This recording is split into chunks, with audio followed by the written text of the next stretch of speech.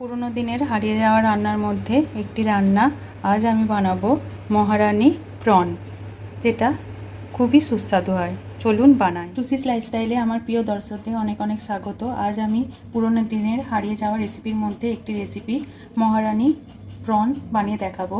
এই মহারানী চিংড়ি বানাবার জন্য আমি এখানে দেখুন বড় সাইজের চিংড়ি নিয়ে নিয়েছি 4টে, আর এটাই অল্প নুন আর হলুদ মাখিয়ে রেখে দিয়েছি। অন্যদিকে আমি এখানে পেঁয়াজ কুচিয়ে নিয়েছি, আদা রসুন আর কাঁচা লঙ্কাকে থিতো করে এখানে নিয়ে নিয়েছি। এখানে নিয়েছি দারচিনি আর ছোটো এলাইচি, আর এখানে ভাজা মশলার জন্য 1 টেবিল স্পুন নিয়েছি মেথি আর 1 টেবিল স্পুন নিয়েছি আমি জিরে, গোটা জিরে। এটাকে ভেজে রোস্ট করে আমি ভাজা মশলা বানাবো। আর এখানে কাজু বাদাম আর চারমগজকে ভিজিয়ে রেখে দিয়েছি, যেটা আমি বেটে নেব। আর এখানে টক দই নিয়ে নিয়েছি। একটা প্যান আমি গ্যাসে বসিয়ে নিয়েছি। এখানে আমি ভাজা মশলাটা প্রথমে বানিয়ে নেব। মেথি আর গোটা জিরে নিয়ে নিয়েছি।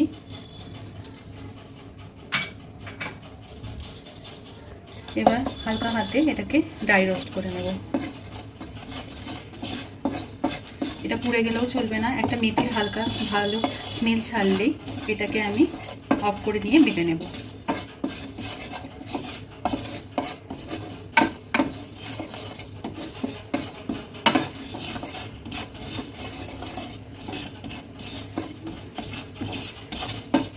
এই সময় একটা ভাজা মশলার ভালো গন্ধ বেরিয়েছে। এই সময় আমি গ্যাসটাকে অফ করে দেব, আর এটাকে হালকা একটুখানি ঠান্ডা করে আমি এটা গুঁড়িয়ে নেব। এখানে আমি সাদা তেল নিয়ে নিয়েছি, তেলটা আমার গরম হয়ে গেছে।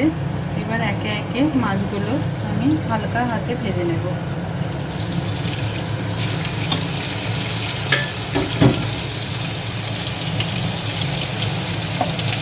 একদম হালকা ভাজবো, জাস্ট একটু লাল লাল হলেই আমি এটাকে তুলে নেব।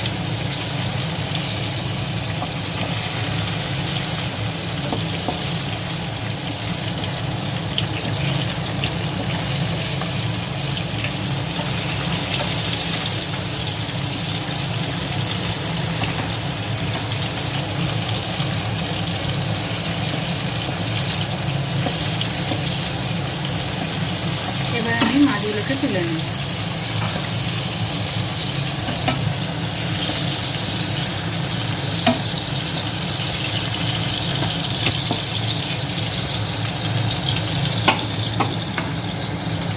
এবার এই তেলের মধ্যে আমি এখানে নিয়ে নিয়েছি দারচিনি আর ছোটো এলাচ, সেটা দিয়ে দেব।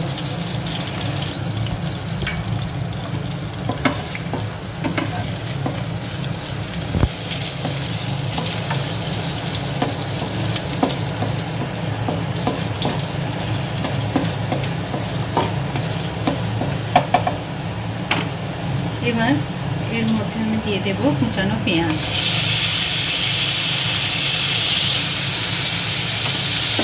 পেঁয়াজটা একটু লাল লাল করে ভেজে নেব। পেঁয়াজটা লাল লাল হয়ে ভেজে গেছে। এই সময় আমি রসুন, আদা আর কাঁচা লঙ্কা থিতো করে রেখেছি, সেটা আমি দিয়ে দিলাম। এবার এর মধ্যে একটু ভালোভাবে আমি কষিয়ে নেব।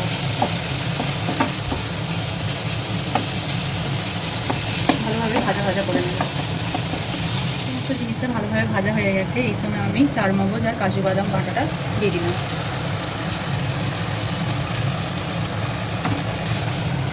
একটু নেড়ে ছেড়ে এর মধ্যে অর্ধেক দইটা এখন দিয়ে দেব। দিয়ে ভালোভাবে নেড়ে নিলাম। দিয়ে আবারও আরেকটু দই দিয়ে পুরো দইটা দিয়ে দিলাম। দিয়ে ভালোভাবে নেড়ে চেড়ে নিলাম। মশলার সাথে ভালোভাবে দইটা মিশে যাওয়ার পর বাটিতে থাকা একটুখানি দইতে জল দিয়ে আমি এটা দিয়ে দেবো।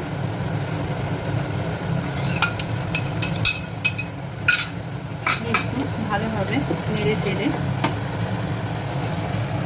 পেস্ট করা মেথি আর জিরে ভাজা মশলাটা দিয়ে দিলাম। এবার এইভাবে কষতে কষতে যতক্ষণ না তেল ছেড়ে যাচ্ছে আমি এইভাবেই নাড়তে থাকবো। দইটা ফুটে গেলে আমি পরিমাণ মতো চিনি দিয়ে দেবো অল্প, আর দিয়ে দেবো পরিমাণ মতো লবণ। দিয়ে এইভাবে একটু কষিয়ে নেবো ভালো করে। মশলাটা কষে উপরে তেল ভেসে উঠেছে। এই সময় আমি যে চিংড়ি ভাজাগুলো ছিল সেগুলো সমস্তটা দিয়ে দিলাম। একটু মশলার সাথে ভালোভাবে মাখিয়ে নিলাম।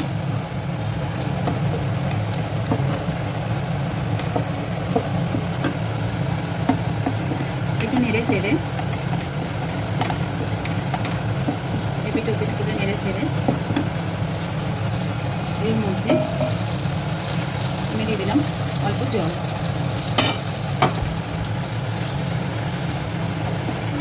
এবার প্রনগুলোকে ভালোভাবে এর সাথে মাখিয়ে নেব।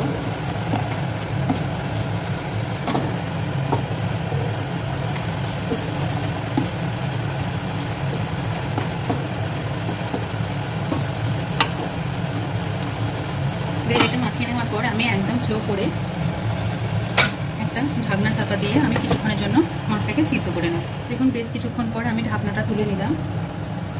মাছটা পুরোপুরি আমার সিদ্ধ হয়ে গেছে। মাঝে ঢাকা খুলে আমি মাছগুলো একটু একটু করে উল্টে দিয়েছিলাম। দেখুন ভালোভাবে তেল ছেড়ে দিয়েছে। এখানে রান্নাটা অলমোস্ট ডান। এবার এর মধ্যে আমি দিয়ে দেবো কিছুটা গরম মশলার গুঁড়ো, আর সব শেষে আমি দিয়ে দেবো গাওয়া ঘি। 1 চামচ গাওয়া ঘি দিয়ে দিলাম। দিয়ে মাছগুলো একটু ওলট পালট করে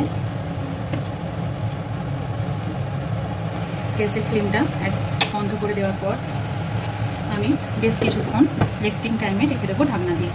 প্রন আমার একদম রেডি। আমি একটা পাত্রে এটা পরিবেশন করে নিয়েছি। দেখতে কতটা সুন্দর হয়েছে দেখুন, আর খেতে খুবই টেস্টি হয়। সামনেই জামাই ষষ্ঠী আসছে, তার জন্য একটা চমৎকার পদ, একদম ফাটাফাটি একটা রান্না। অবশ্যই বাড়িতে ট্রাই করে দেখবেন। আমার এই রান্নার যদি ভালো লেগে থাকে তাহলে এই রেসিপিটি শেয়ার করবেন আর আমার চ্যানেলটিকে সাবস্ক্রাইব করবেন। ধন্যবাদ।